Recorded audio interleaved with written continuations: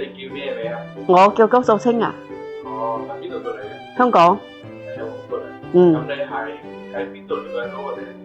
我嗰次咧就啱啱好咧就會有個朋友咁啊嗌我去旅行，咁我啱啱咧就想整牙，咁啊嚟到訂咧就都聽佢哋即係分享話整牙嘅過程啦，係點樣樣啦，咁我覺得都幾好喎，咁啊嗰個阿黎係啊黎院長咁樣咧，佢就嗰日啱啱咁好彩，佢又喺度，咁啊幫我整嘅。